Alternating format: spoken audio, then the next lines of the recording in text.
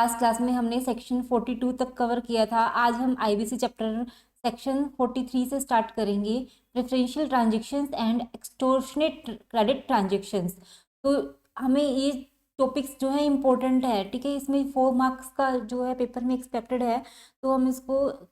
Cover up करेंगे आज। तो प्रेफरेंशियल ट्रांजैक्शंस क्या होती हैं, जैसे कि इसके नाम से ही पता चल रहा है कि प्रेफरेंस दी जा रही है, यानी कि इसमें क्या होता है, एक बार हम शॉर्ट में पढ़ लेते हैं। जैसे कि कुछ पार्टी, जैसे मान लो कि कोई रिलेटेड पार्टी है, उसको प्रेफरेंस दी जाती है ताकि उसको बेनिफिट दिया जा सके। देखो हम इसको इस तरीके से पढ़ेंगे, जैसे वेयर द लिक्विडेटर, जहाँ पे जो लिक्विडेटर है ना, कंपनी अगर लिक्विडेशन में जाने वाली है तो लिक्विडेटर अपॉइंट होता है। और अगर लिक्विडेटर को ऐसे लगता है कि कुछ पार्टीज हैं जिनको प्रेफरेंस दी गई है फ्रॉडुलेंट तरीके से बेनिफिट देने के लिए, ठीक है, तो उस केस में जो लिक्विडेटर है वो एडजुडिकेटिंग अथॉरिटी को एप्लीकेशन देगा, ठीक है, उसको इंटीमेट करेगा कि फ्रॉडुलेंट ट्रांजैक्शन हुई है और उनका अवॉइडेंस होना चाहिए प्रेफरेंशियल ट्रांजैक्शंस का। जो प्रेफरेंशियल ट्रांजैक्शंस हुई है उनको अवॉइड करना चाहिए। सो उस टाइम पे वो लिक्विडेटर है एडजुडिकेटिंग अथॉरिटी को यानी कि एनसीएलटी को एप्लीकेशन फाइल करेगा। तो प्रेफरेंशियल ट्रांजैक्शंस क्या होती हैं? There is a transfer of property for or an interest there of the corporate debtor for the benefit of a creditor or a surety or a guarantor or on account of an antecedent financial debt. कि जैसे कि देखो हमने जो winding up का जो chapter पढ़ा था, ठीक है, कंपनी एक्ट 2013 में, उसमें क्या था कि जैसे कंपनी वाइंडिंग अप में जाने वाली है, क्योंकि कंपनी में जो है डायरेक्टर्स को पता है कि कंपनी वाइंडिंग अप में जाने वाली है। तो उसमें क्या था कि 6 महीने वाइंडिंग अप से 6 महीने के पहले पहले कंपनी में क्या कर लिया जाता था, जो यानी कि जो 6 महीने के अंदर अंदर जो कंपनी है अपने अनसिक्योर्ड क्रेडिटर्स को सिक्योर्ड क्रेडिटर्स में चेंज कर देती थी, कन्वर्ट कर देती थी, ठीक है, ताकि जो सिक्योर्ड क्रेडिटर्स को लिक्विडेशन के टाइम पे प्रायोरिटी दी जाए और उनको पैसा मिले, और इस तरीके से वो जो है अपने जो अपने रिलेटेड पार्टी को बेनिफिट देती थी, ठीक है। तो इसी तरीके से जो है हम इसमें जो प्रेफरेंशियल ट्रांजैक्शंस में क्या होता है कि इसमें देखो हम एक नोट्स के तरीके से समझेंगे, इसको नोट्स बना रखे हैं हमने, ये जो कि नोट्स, ये देखो जो स्पेशल ट्रांजैक्शंस होती हैं ये 3 प्रकार की होती हैं, preferential transactions, under valued transactions and extortionate credit transactions, ठीक है। अगर ये ट्रांजैक्शंस जो है ना, ये तीनों तरीके की ट्रांजैक्शंस अगर रेलिवेंट पीरियड में हुई है, ठीक है, रेलिवेंट पीरियड मतलब जब इंसॉल्वेंसी कमेंसमेंट डेट है, अभी मान लो कंपनी है जो कॉर्पोरेट डेटर है, ठीक है, उनको जो कंपनी के बोर्ड ऑफ डायरेक्टर्स को पता है कि कंपनी की जो है रिवाइवल नहीं हो सका, ठीक है, और कंपनी जो है वो लिक्विडेशन में जाने वाली है, कंपनी की हालत बहुत बुरी है और कंपनी जो है वो लिक्विडेशन में जाने वाली है, तो उस टाइम पे जो रेलिवेंट पीरियड है, रेलिवेंट पीरियड को डिफाइन किया गया है जिसको हम पढ़ेंगे, और उस रेलिवेंट पीरियड में कंपनी क्या कर लेती है, जो प्रेफरेंस देती है, जैसे अपने, देखो हम इसको एग्जाम्पल के तरीके से समझेंगे, ठीक है, मान लो कोई रिलेटेड पार्टी है कंपनी की, ठीक है, रिलेटेड पार्टी को कंपनी ने लोन, रिलेटेड पार्टी से कंपनी ने लोन ले रखा था, ठीक है, मान लो 1 करोड़ का लोन ले रखा था। तो जब रिलेटेड पार्टी वो अनसिक्योर्ड क्रेडिटर्स थी, ठीक है, तो अनसिक्योर्ड क्रेडिटर्स थी ना रिलेटेड पार्टी, तो कंपनी ने क्या किया, कंपनी को पता है कि कंपनी अब लिक्विडेशन में जाने वाली है, तो कंपनी ने उसके 2 साल के अंदर अंदर लिक्विडेशन स्टार्ट होने से पहले के जो 2 साल है उसमें जो अनसिक्योर्ड क्रेडिटर्स को सिक्योर्ड क्रेडिटर्स में कन्वर्ट कर दिया, ठीक है, ताकि कि जब कंपनी जब लिक्विडेशन में आएगी और डिस्ट्रीब्यूशन होगा जब पैसे का, तो क्योंकि उस टाइम पे जो प्रायोरिटी किसको मिलती है, सिक्योर्ड क्रेडिटर्स को प्रेफरेंस मिलती है, सिक्योर्ड क्रेडिटर्स को पहले पैसा दिया जाता है, उसके बाद अनसिक्योर्ड क्रेडिटर्स को पैसा दिया जाता है, इसलिए जो कंपनी ने अपने अनसिक्योर्ड क्रेडिटर्स को सिक्योर्ड क्रेडिटर्स में कन्वर्ट कर दिया ताकि जो है वो उनको प्रेफरेंस दे सके, ठीक है, वो कि फ्रॉडुलेंट तरीके से प्रेफरेंस दे सके। इस तरीके से फिर उस टाइम पे जो है वो लिक्विडेटर क्या करेगा, एडजुडिकेटिंग अथॉरिटी को यानी कि एनसीएलटी को एप्लीकेशन फाइल करेगा, और एनसीएलटी क्या ऑर्डर देगी, order for reversal of transaction, वो करेगी कि इस ट्रांजैक्शन का रिवर्सल किया जाए, या उस ट्रांजैक्शन को क्या बोलेगी, नल एंड वॉइड डिक्लेयर कर देगी कि ये ट्रांजैक्शन वॉइड है, वो डिक्लेयर कर देगी, या उस ट्रांजैक्शन को क्या करेगी, मॉडिफाई करने के लिए डायरेक्ट कर सकती है। तो जो एडजुडिकेटिंग अथॉरिटी है जो एनसीएलटी है, कब करेगी ये ऑर्डर पास, या ताकि जो उस ट्रांजैक्शन का अननेसेसरी बेनिफिट ना उठाया जा सके, उस ट्रांजैक्शन को या तो वॉइड डिक्लेयर करेगी, या उस ट्रांजैक्शन को बोलेगी कि रिवर्स करे किया जाए, या उस ट्रांजैक्शन को मॉडिफाई करने के लिए बोलेगी। और वो ट्रांजैक्शन कब होनी चाहिए, ये तीनों ट्रांजैक्शन रेलिवेंट पीरियड में होनी चाहिए, ठीक है। रेलिवेंट पीरियड को हम पढ़ेंगे कि रेलिवेंट पीरियड क्या है। देखो रेलिवेंट पीरियड क्या है, अगर relevant period transaction with related party है, अगर रिलेटेड पार्टी के साथ ट्रांजेक्शन हुई है तो 2 year preceding the insolvency commencement date है। तो इंसॉल्वेंसी कमेंसमेंट डेट से पहले के 2 साल में अगर इनसिक्योर्ड क्रेडिटर्स को जो सिक्योर्ड क्रेडिटर्स में कन्वर्ट कर दिया गया, ठीक है, जो वो रिलेटेड पार्टी के साथ ऐसा किया गया है क्योंकि रिलेटेड पार्टी से कंपनी ने एज एन अनसिक्योर्ड लोन लिया था, तो उनको उसने सिक्योर्ड क्रेडिटर्स में चेंज कर दिया, तो उस ट्रांजेक्शन को जो एनसीएलटी है वो उसको नल एंड वॉइड डिक्लेयर कर देगी। और वो कब करेगी, जब लिक्विडेटर है उसको रिपोर्ट करेगा, एडजुडिकेटिंग अथॉरिटी को रिपोर्ट करेगा, उसको एप्लीकेशन फाइल करनी पड़ेगी कि कंपनी में ये फ्रॉडुलेंट ट्रांजैक्शंस हुई है, तब एनसीएलटी ये ऑर्डर पास करेगी कि जो कि हमने पढ़ा है, या तो ट्रांजैक्शन को वॉइड डिक्लेयर करेगी या रिवर्सल के लिए बोलेगी या ट्रांजैक्शन को मॉडिफाई करने के लिए बोलेगी। सो देन हमें यहाँ पे डेफिनेशन में भी लिखा हुआ है, any transfer made by corporate debtor in favour of a creditor. जो कॉर्पोरेट डेटर यानी कि जो कंपनी है, मान लो जो एक्स लिमिटेड नाम की कोई कंपनी है, ठीक है, उसने in favour of a creditor which has the effect of putting creditor और श्योरिटी और गारंटर इन्हें बेनिफिशियल पोजीशन में उसने उसको रखा है, और जो उस लिक्विडेशन के टाइम पे जो प्रायोरिटी ऑर्डर है ना उसमें उसको पहले प्रेफरेंस दी है, और जो बाकी अनसिक्योर्ड क्रेडिटर्स है जो रिलेटेड पार्टी नहीं है उनको तो नुकसान हुआ है, तो इसलिए जो कंपनी ने उनको बेनिफिट देने के लिए ये ट्रांजेक्शन की है, तो उस केस में जो एनसीएलटी है उस ट्रांजेक्शन को नल एंड वॉइड डिक्लेयर कर सकती है। ये रिपोर्ट कौन करेगा, इसमें लिक्विडेटर रिपोर्ट करेगा, ठीक है। जैसे अभी मान लो 1 जनवरी 2021 को कंपनी की इंसॉल्वेंसी कमेंसमेंट डेट है, देखो ये एग्जांपल दिया हुआ है हमने, ठीक है, इंसॉल्वेंसी कमेंसमेंट डेट है कंपनी की, तो उसके पहले जब कंपनी ने अगर ये ट्रांजेक्शन जो है 1 जनवरी 2019 से 31 दिसंबर 2020 के बीच में अगर अपने रिलेटेड पार्टी को अगर उसने अनसिक्योर्ड क्रेडिटर से सिक्योर्ड क्रेडिटर्स में चेंज कर दिया, ठीक है, कन्वर्ट कर दिया, तो उस ट्रांजेक्शन को हम फ्रॉडुलेंट ट्रांजेक्शन बोलेंगे। या फिर अगर कोई अनरिलेटेड पार्टी है जो रिलेटेड पार्टी नहीं है, उस टाइम उसमें ये टाइम पीरियड कितना रहेगा, 1 ईयर का टाइम पीरियड रहेगा, यानी कि 1 जनवरी 2021 को अगर इंसॉल्वेंसी कमेंसमेंट डेट हो रही है तो उस टाइम पे 1 जनवरी 2020 से 31 दिसंबर 2020 तक का टाइम पीरियड रहेगा अदर पर्सन के केस में, और अगर उनको बेनिफिट दिया गया है फ्रॉडुलेंट तरीके से, ठीक है। इसी तरह जो है अंडर वैल्यू ट्रांजेक्शंस है, अंडर वैल्यू ट्रांजेक्शंस क्या होती है, हम एक बार इसको समझ लेते हैं, ठीक है। अगर मान लो किसी ने जो कंपनी है उसको कंपनी ने जो अपने बोर्ड ऑफ डायरेक्टर्स को गिफ्ट दे दिया, ठीक है, क्योंकि कंपनी को पता है कि हमारी हालत बहुत बुरी हो रखी है और कंपनी जो है वो लिक्विडेशन में जाने वाली है, ठीक है, तो उस टाइम पे कंपनी क्या करेगी, उसमें ना जो रेलिवेंट पीरियड है, जो रेलिवेंट पीरियड हमने ऊपर पढ़ा था, ठीक है, वो सेम है इसमें। जो इंसॉल्वेंसी कमेंसमेंट डेट है ना उसके 2 साल के पहले पहले जो उसके 2 साल के पहले पहले है या 1 साल, ठीक है, तो उस टाइम पे अदर्स के केस में 1 साल का टाइम पीरियड है। तो उस टाइम पीरियड में कंपनी ने क्या किया कि सोचा कि जो कंपनी जो है लिक्विडेशन में जाने वाली है, तो उस टाइम पीरियड में कंपनी ने गिफ्ट दे दिया, एज ए बंगला गिफ्ट दे दिया अपने डायरेक्टर को कि डायरेक्टर की परफॉर्मेंस बहुत अच्छी है, और डायरेक्टर को बेनिफिट देने के लिए कंपनी ने डायरेक्टर को गिफ्ट दे दिया, या कोई ऐसी ट्रांजैक्शन करी जो ऑर्डिनरी कोर्स ऑफ बिजनेस में नहीं है, यानी कि साधारण बिजनेस में नहीं होती, साधारणतः जो नॉर्मल डे टू डे उसमें इन कोर्स ऑफ बिजनेस नहीं होती, ठीक है। और उसने जो कोई ऐसी प्रॉपर्टी है जो बेची है जो कि मार्केट वैल्यू से कम पर बेची है, और कंपनी ने ये ट्रांजेक्शन जो करी है फ्रॉडुलेंट पर्पज से करी है, ठीक है, तो उस केस में क्या है, ये अंडर वैल्यू ट्रांजेक्शन मानी जाएगी। जैसे कि कंपनी ने गिफ्ट दे दिया, बंगलो गिफ्ट कर दिया अपने डायरेक्टर को, और वो उसके लिए रेलिवेंट पीरियड में ही किया है। ये रेलिवेंट पीरियड देखना बहुत कंपल्सरी है। रेलिवेंट पीरियड क्या है, सेम है जो हमने ऊपर पढ़ा था कि ट्रांजेक्शन विद रिलेटेड पार्टी है तो वो 2 ईयर्स का है जो preceding insolvency commencement date, and others के केस में 1 year from preceding insolvency commencement date. तो उस ट्रांजेक्शन को जो एनसीएलटी है वो नल एंड वॉइड डिक्लेयर करेगी, ठीक है। एक्सटॉर्शनेट ट्रांजेक्शन क्या होती है, एक्सटॉर्शनेट ट्रांजेक्शन ये होती है कि जो ग्रोसली अनफेयर है, जिसमें यानी कि आप किसी के साथ बहुत ही ज्यादा गलत कर रहे हो, यानी कि एक तरह से आप इसको इस तरीके से भी याद कर सकते हो कि टॉर्चर किया जा रहा है, किसी को बहुत धमका के उससे कॉन्ट्रैक्ट साइन किया जा रहा है किसी पार्टी से, ठीक है। या हम जो लोन ले रहे हैं बहुत ही ज़्यादा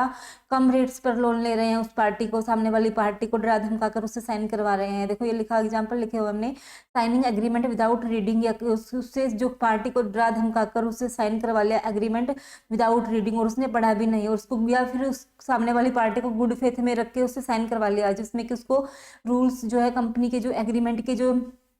कंडीशंस है वो छुपा ली गई हैं, ठीक है। तो उस तरीके को ट्रांजेक्शन्स को क्या बोलते हैं, एक्सटॉर्शनेट ट्रांजेक्शन बोलते हैं इनको, या concealing important conditions under small letters, ठीक है, या साइनिंग कॉन्ट्रैक्ट अंडर इंटिमिडेशन, या उन्होंने कुछ ऐसा किया है कि जो कंपनी की कंडीशंस को छुपा लिया है। तो इसमें रेलिवेंट पीरियड कितना है, 2 years preceding the date of insolvency commencement date. और ये जो ट्रांजेक्शन्स करी हैं वो 2 years preceding the date of insolvency commencement date के अंदर अंदर होनी चाहिए। अगर मान लो 3 साल में हुई है, ठीक है, preceding the insolvency commencement date, तो उसको नहीं मानेंगे, ये 2 साल के अंदर अंदर होनी चाहिए। इसमें ओनली 2 years का रेलिवेंट पीरियड है। जो अंडर वैल्यू ट्रांजेक्शन है उसमें सेम है, प्रेफरेंशियल ट्रांजेक्शन की तरह जो रेलिवेंट पीरियड है रिलेटेड पार्टी के केस में 2 साल का है, और ट्रांजेक्शन विद अदर्स के केस में 1 year का है। और बट एक्सटॉर्शनेट ट्रांजेक्शन में ये रेलिवेंट पीरियड 2 years का फिक्स पीरियड है। ये एमसीक्यू पर्पज से भी इंपॉर्टेंट है, आप इसको याद रख सकते हैं। तो ये जो तीनों जो टॉपिक्स है ना, ये अभी बहुत इंपॉर्टेंट भी है, 4 मार्क्स का क्वेश्चन आ सकता है। और इसमें जो क्वेश्चन आएगा ना पेपर में,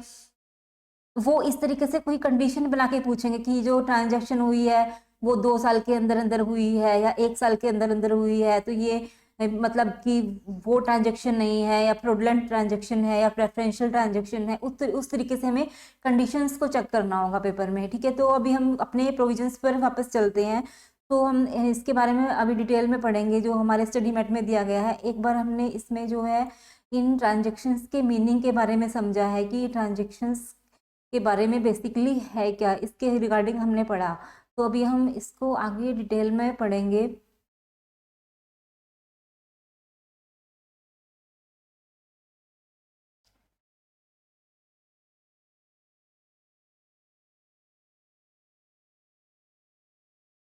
देखो ये दिया हुआ डीम्ड प्रेफरेंशियल ट्रांजेक्शन्स कौन सी होती हैं। अब हमने इनकी डेफिनेशन को समझ लिया, तो अब हमारे लिए इजीली हो जाएगा इनको पढ़ना। There is transfer of property or an interest there of the corporate debtor for the benefit of a creditor, यानी कि किसी क्रेडिटर को हम बेनिफिट देने के पर्पज से ट्रांजेक्शन्स कर रहे हैं, बेनिफिशियल पोजीशन में रखने के लिए ट्रांजेक्शन्स कर रहे हैं। और जो ट्रांजेक्शन्स है वो कब प्रेफरेंशियल ट्रांजेक्शन्स नहीं मानी जाएंगी, ऐसी कौन सी कंडीशंस है जब ट्रांजेक्शन को प्रेफरेंशियल ट्रांजेक्शन्स नहीं माना जाएगा। अगर वो transactions ordinary course of business में हो रही है तो उस केस में जो ट्रांजेक्शन्स है उनको प्रेफरेंशियल ट्रांजेक्शंस नहीं माना जाएगा। या any transfer creating a security interest in property acquired by the corporate debtor to the extent that such security interest secures new value, या such transfer was registered with an information utility, तो उस case में क्या है, उस transaction को preferential transaction नहीं माना जाएगा, ठीक है। और preference deem to be given at relevant time, इस केस में जो रेलिवेंट टाइम के बारे में हमने पढ़ा था अपने नोट्स में, जो कि हमने शॉर्ट में बनाए हुए हैं ताकि इजीली याद रखा जा सके उनको। तो रिलेटेड पार्टी के केस में हमने पढ़ा था 2 years का टाइम है जो preceding the insolvency commencement date, and others के केस में है जो वो 1 year का टाइम है preceding the insolvency commencement date. और आगे हमें ये टेबल दी हुई है, आप एक बार इसको पढ़ सकते हैं, आपको समझ में आ जाएगा। ये देखो ऊपर क्या लिखा हुआ है, circumstances under which transactions will be refer to as preferential transactions, जिसको प्रेफरेंशियल ट्रांजेक्शन्स मानेंगे। और ये वो सर्कमस्टांसेस दी गई है जिसमें प्रेफरेंशियल ट्रांजेक्शन्स नहीं मानेंगे। देखो circumstances under which transactions will not be refer to as preferential transactions, जैसे कि ऑर्डिनरी कोर्स ऑफ बिजनेस में ये होता है, अगर वो गुड फेथ में की गई है तो उस केस में क्या है, वो नहीं मानी जाएगी, प्रेफरेंशियल ट्रांजेक्शन्स नहीं मानी जाएगी, ठीक है। तो ये आप एक बार इसको गो थ्रू कर सकते हैं टेबल को। सो हम आगे पढ़ेंगे orders in case of preferential transactions. तो जो एनसीएलटी है वो क्या ऑर्डर करेगी प्रेफरेंशियल ट्रांजेक्शन्स के केस में, जो एनसीएलटी है वो कहेगी कि require any property to be vested in the corporate debtor, को वापस करी जाए वो प्रॉपर्टी, ठीक है। या फिर प्रोसीड्स और sale of property for transferred और of money for transferred. So जो प्रॉपर्टी है, require any property to be vested if it is represents the application either of the proceeds of sale of property so transferred or of money so transferred, release or discharge of any security interest created by corporate debtor, require any person to pay such sum। यानी कि कुल मिला के जो बातें हमने उसमें पढ़ी थी ना, जो हमारे नोट्स में पढ़ी थी, जो एनसीएलटी है उस ट्रांजेक्शन को क्या करेगी, या तो नल एंड वॉइड डिक्लेयर करेगी, या उस ट्रांजेक्शन को रिवर्स करने के लिए बोलेगी, या उस ट्रांजेक्शन को वो मॉडिफाई करने के लिए बोलेगी, ठीक है। सो देन और इसमें आगे क्लैरिफाई दिया गया है कि जो provided that an order under this section shall not, तो अगर वो गुड फेथ में करी गई है तो उस ट्रांजेक्शन को प्रेफरेंशियल ट्रांजेक्शन नहीं मानेंगे, ठीक है। और एक आगे ये क्लैरिफिकेशन भी दिया हुआ है, received a benefit from the preference or such another person to whom the corporate debtor give the preference, ठीक है। अगर ऐसा कोई इन्फॉर्मेशन मिला है कि प्रेफरेंशियल ट्रांजेक्शन हुई है और या फिर वो रिलेटेड पार्टी के साथ हुई है एंड वो ट्रांजेक्शन जो है वो गुड फेथ में नहीं है, ठीक है, ये एक्सप्लेनेशन दिया गया है, तो वो ट्रांजेक्शन को क्या मानेगा, प्रेफरेंशियल ट्रांजेक्शन्स माना जाएगा, ठीक है। तो हम अभी आगे पढ़ेंगे under valued and fraudulent transactions. जो अंडर वैल्यूड ट्रांजेक्शन्स क्या होती है, जो हमने पढ़ा था कि जो कंपनी के डायरेक्टर्स को पता है कि कंपनी लिक्विडेशन में जाने वाली है और कंपनी क्या करेगी, उसके लिक्विडेशन से पहले, कुछ टाइम पहले, ठीक है, लिक्विडेशन स्टार्ट होने से पहले डायरेक्टर की परफॉर्मेंस बहुत अच्छी दिखाएगी और डायरेक्टर को गिफ्ट दिखाती है कि बंगला गिफ्ट किया है, डायरेक्टर की परफॉर्मेंस अच्छी है, या कोई ऐसी प्रॉपर्टी है वो मार्केट वैल्यू से कम पर बेच देती है, और वो ट्रांजेक्शन क्या है, ऑर्डिनरी कोर्स ऑफ बिजनेस में नहीं है, तो उस ट्रांजेक्शन को क्या मानेंगे,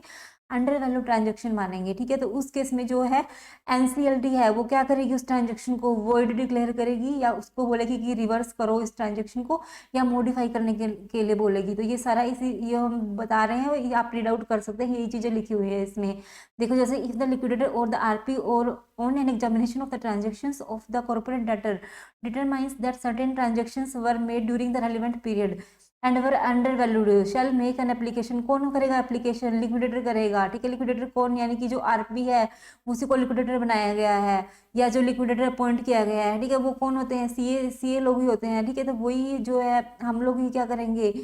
तो इसके रिगार्डिंग वो करेंगे, कहाँ पे एप्लीकेशन फाइल करेंगे, एनसीएलटी में, कि कंपनी में ऐसी ऐसी ट्रांजेक्शन्स हो रही हैं, प्रेफरेंशियल ट्रांजेक्शन्स हो रही है, तो एनसीएलटी को हम बताएंगे, इंटीमेट करेंगे कि ये ट्रांजेक्शन्स को रोका जाए, नल एंड वॉइड डिक्लेयर किया जाए। तो उस केस में जो एनसीएलटी उन ट्रांजेक्शन्स को नल एंड वॉइड डिक्लेयर करेगी, तो ये हमारी ऊपर रिस्पॉन्सिबिलिटी बनती है। ठीक है, तो ये हमारा जो लिक्विडेटर का मेन पर्पज यही होगा, इन ट्रांजेक्शन्स को आइडेंटिफाई करने का। तो देन रेलिवेंट पीरियड बताया गया है, इसमें रेलिवेंट पीरियड जो है प्रेफरेंशियल ट्रांजेक्शन्स की तरह सेम है, रिलेटेड पार्टी के केस में 2 ईयर का है एंड अदर्स के केस में 1 ईयर का रेलिवेंट पीरियड बताया गया है प्रीसीडिंग दी इंसॉल्वेंसी कमेंसमेंट डेट। ठीक है, अब application by creditor in case of under value transactions, under value transaction के केस में जो एप्लीकेशन कौन देगा, अगर क्रेडिटर एप्लीकेशन दे रही है, देखो where an under value transaction has taken place and the liquidator or the resolution professional has not reported it to the adjudicating authority। ठीक है, और लिक्विडेटर ने उसको एडजुडिकेटिंग अथॉरिटी को जो है वो रिपोर्ट नहीं किया, तो उस केस में कौन करेगा, एक क्रेडिटर, मेंबर और एक partner of a corporate debtor, यानी कि कॉर्पोरेट डेटर का कोई क्रेडिटर है या कोई और मेंबर है जिसको फेवर नहीं मिल रहा है, जिसको नुकसान हो रहा है, यानी कि रिलेटेड पार्टी है और कोई उसकी जो जान पहचान की जो पार्टी है उसके साथ तो वो बेनिफिशियल पोजीशन में रख रहे हैं, और जो ऐसी पार्टी जिसको अननेसेसरी नुकसान हो रहा है, तो वो भी क्या कर सकते हैं, एनसीएलटी में रिपोर्ट कर सकते हैं to declare such transaction void, की इन ट्रांजेक्शन्स को वॉइड किया जाए एंड बोला जाए कि इन ट्रांजेक्शन्स को रिवर्स करो। सो देन एनसीएलटी क्या ऑर्डर पास करेगी, ये हम पढ़ लेते हैं। देखो ये हम चार्ट के थ्रू पढ़ेंगे कि वेयर द एडजुडिकेटिंग अथॉरिटी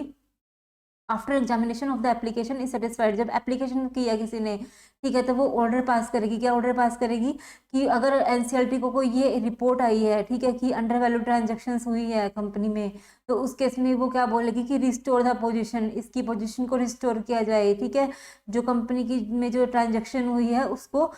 उस पोजीशन को जो रिस्टोर किया जाए। अगर लिक्विडेटर ने क्या किया है, लिक्विडेटर ने इसकी रिगार्डिंग रिपोर्ट नहीं किया, ठीक है, उस केस में अगर मेंबर या जो वो है पार्टनर अगर एनसीएलटी को इंटीमेट कर रहे हैं, तो उस केस में लिक्विडेटर को तो क्या करनी पड़ेगी, प्रोसीडिंग्स को, लिक्विडेटर को तो अपनी खिलाफ तो प्रोसीडिंग्स होनी चाहिए ना, इंटीमेट। उसके रिगार्डिंग क्या होगी, लिक्विडेटर के requiring the board to initiate disciplinary proceedings होंगी अगेंस्ट द लिक्विडेटर, क्योंकि लिक्विडेटर की ड्यूटी बनती थी कि वो इसके रिगार्डिंग जो है एनसीएलटी को रिपोर्ट करे, और अगर लिक्विडेटर ने रिपोर्ट नहीं किया तो लिक्विडेटर पर क्या होगा, डिसिप्लिनरी प्रोसीडिंग्स इनिशिएट की जाएंगी। तो देन हम आगे पढ़ेंगे इसके regarding order in case of under value transaction के केस में ये जो ऑर्डर देगी वो या तो डिक्लेयर करेगी, नल एंड वॉइड करेगी, या रिवर्स करने के लिए बोलेगी, या फिर बोलेगी कि ट्रांजेक्शन्स को मॉडिफाई किया जाए। देन हम सेक्शन 49 पर आते हैं, transactions defrauding creditors, where the adjudicating authority satisfied that such transactions are deliberately, यानी कि जानबूझकर की जा रही है ऐसी ट्रांजेक्शंस,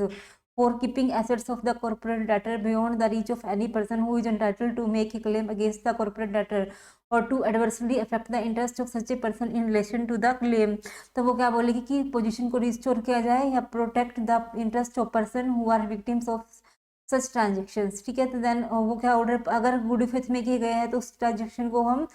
अंडर वैल्यू ट्रांजेक्शन या प्रेफरेंशियल ट्रांजेक्शन्स नहीं मानेंगे। देन एक्सटोर्शनेट क्रेडिट ट्रांजेक्शन्स, इसको हम ईसीटी ट्रांजेक्शन्स भी बोल सकते हैं। तो अगर जहाँ पे where the corporate debtor is party to an extortionate credit transactions, then क्या है, इसमें 2 ईयर्स का रेलिवेंट पीरियड फिक्स है, ठीक है। तो उस केस में क्या होगा, तो इंसोलेंसी कमेंसमेंट डेट से क्या है, preceding the insolvency commencement date within 2 year, अगर ऐसी कोई ट्रांजेक्शन हो रही है जिसमें यानी कि डरा धमकाकर, यानी कि पार्टी से, सामने वाली पार्टी से डरा धमकाकर कॉन्ट्रैक्ट साइन करवा लिया गया और कॉन्ट्रैक्ट की जो कंडीशंस हैं उनको छुपा लिया गया था, उस टाइम पे जो लिक्विडेटर है कहाँ पे एप्लीकेशन फाइल करेगा, एडजुडिकेटिंग अथॉरिटी को एप्लीकेशन फाइल करेगा। और अगर वो क्या करेगा, for the purpose it is clarified that any debt extended by any person providing financial services which in compliance with any law for the time being in force in relation to such debt shall in no event be considered as extortionate credit transaction। अगर कोई transaction जो good faith में हुई है तो वो एक्सटोर्शनेट credit transactions नहीं मानी जाएंगी, ठीक है। तो ऑर्डर ऑफ एडजुडिकेटिंग अथॉरिटी क्या ऑर्डर देगी, अगर ऐसी कोई ट्रांजेक्शंस हुई है यानी कि ईसीडी ट्रांजेक्शंस हुई है तो वो करेगी कि या तो रिस्टोर किया जाए या उसको सेट असाइड कर देगी ट्रांजेक्शन को, या उसको मॉडिफाई करने के लिए बोलेगी, ठीक है। Then secured creditor in liquidation proceedings, तो सिक्योर्ड क्रेडिटर्स क्या है, secured creditors in the liquidation proceeding में relinquish its security interest to the liquidation estate, ठीक है, या फिर वो क्या करेंगे, अपना रिलाइज करेंगे सिक्योरिटी इंटरेस्ट को। Then to inform the liquidator of decision to realise security interest, वो क्या करेंगे, लिक्विडेटर को इन्फॉर्म करेंगे कि हमने सिक्योरिटी इंटरेस्ट को अपना जो एसेट से है वो रिलाइज कर लिया है। Then verification by liquidator of security interest, जब वो इन्फॉर्म किया ना लिक्विडेटर को उन्होंने, जब सिक्योर्ड क्रेडिटर्स ने, तो उसके बाद वो क्या करेगा, वेरीफाई करेगा। कौन वेरीफाई करेगा, लिक्विडेटर वेरीफाई करेगा, ठीक है। तो वेरीफाई करेगा लिक्विडेटर की सिक्योरिटी इंटरेस्ट का जो अमाउंट है वो कितना बनता है, तो वो क्या चेक करेगा, by the reports of such security interest maintained by an information utility or by such other means as may be specified by the board. तो वो क्या करेगा, liquidator shall verify such security interest and permit the secured creditor को permission देगा to realise only such security interest, जितना उनका amount बनता है कि उसको रिलाइज कर लिया जाए। देन हम पढ़ेंगे आगे rights of secured creditor related to secured assets. Then उनके क्या राइट्स होते हैं, सिक्योर्ड क्रेडिटर में enforce realise settle compromise or deal with the secured assets in accordance with such law as applicable to the security interest being realized and to the secured creditor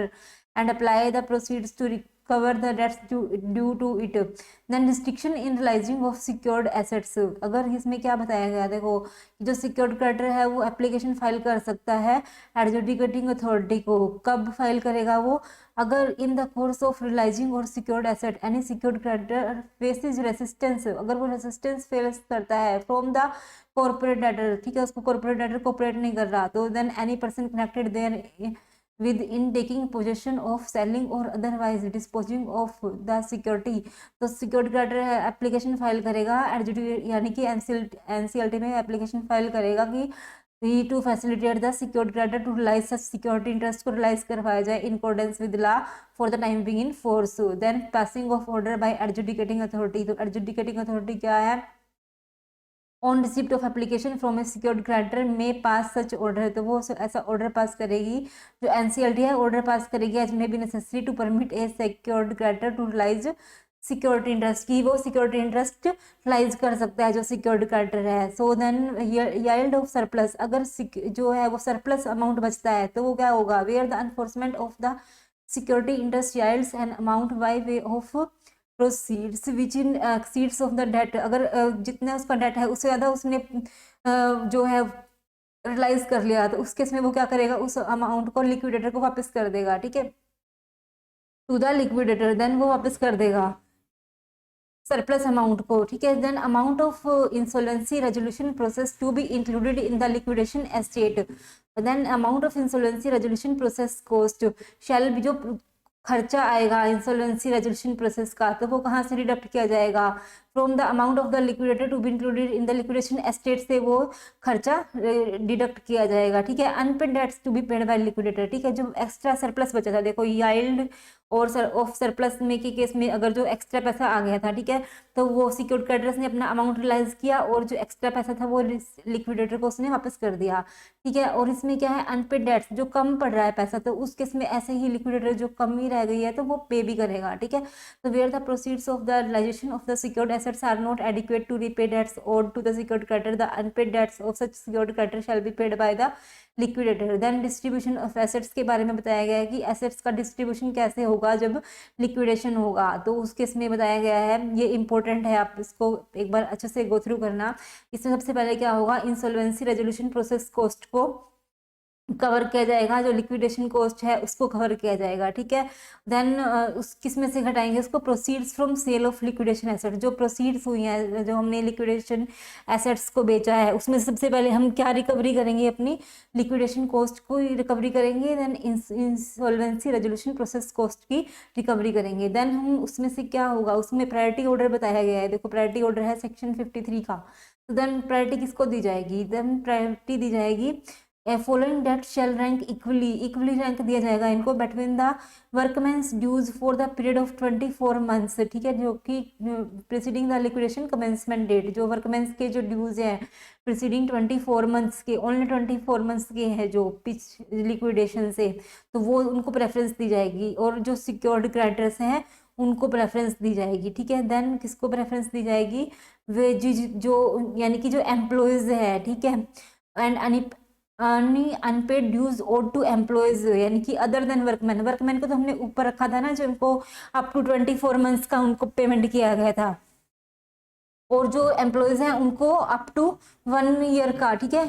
for the period of 12 months तक का payment करेंगे preceding the liquidation commencement date. Then financial debts owed to unsecured creditors, तब हम उसके बाद किसको देंगे, unsecured creditors को पेमेंट करी जाएगी। अब ये 4 ट्रांजेक्शन्स हो गई। देखो पहले हमने लिक्विडेशन के खर्चे निकाले उसमें से, देन वर्कमैन को 24 मंथ्स तक का पेमेंट किया, सिक्योर्ड क्रेडिटर्स का पेमेंट किया, देन जो एम्प्लॉयज है उनका 1 साल तक का जो है पेमेंट किया लिक्विडेशन कमेंसमेंट डेट से, जो पहले की जो टाइम पीरियड था, ठीक है। तो देन हमने अनसिक्योर्ड क्रेडिटर्स को पेमेंट किया। अब हम मोदी जी को बुलाएंगे कि आइए मोदी जी अपनी पेमेंट लीजिए, यानी कि जो गवर्नमेंट के खर्चे हैं कितने ईयर के साल के, जो up to a period of 2 years तक के खर्चे हैं preceding the liquidation commencement date से, तो वो खर्चे पे किए जाएंगे। देन जो सिक्योर्ड क्रेडिटर्स का जो पैसा कम रह गया था, मान लो सिक्योर्ड क्रेडिटर्स ने 5 लाख की सिक्योरिटी ले रखी थी और उनको कितना 5 लाख की सिक्योरिटी पर उनको 3 लाख का ही अमाउंट रिलाइज हुआ, ठीक है, तो उस केस में जो बैलेंस के 2 लाख है वो यहाँ पे उनको मिलेंगे।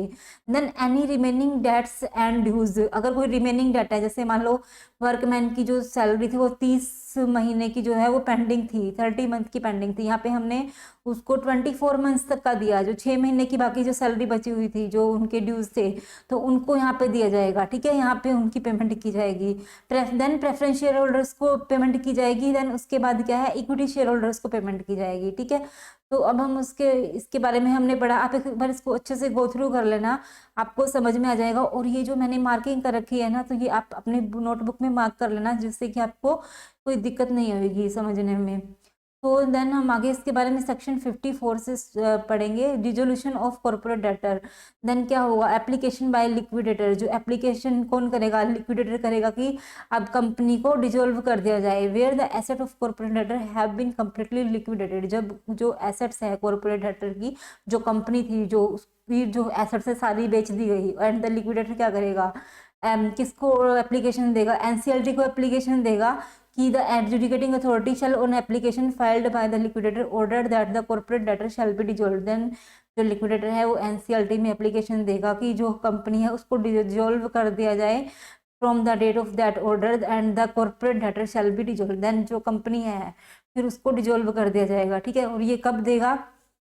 Copy of order under subsection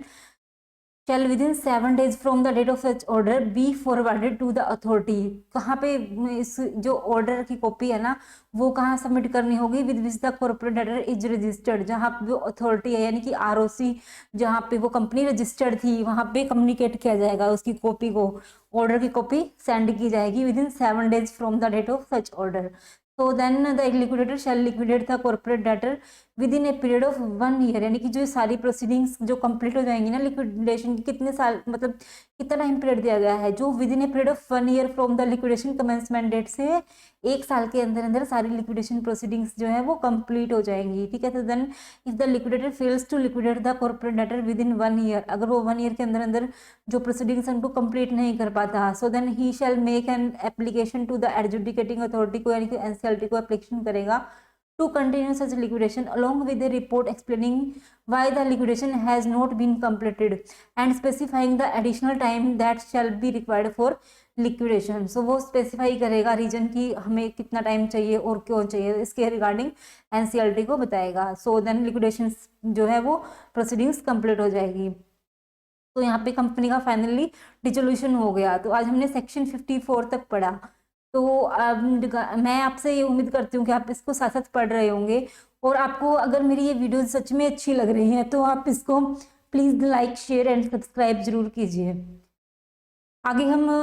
next class में जो है हम आगे से स्टार्ट करेंगे. आज हमने 54 सेक्शन तक कवर किया है.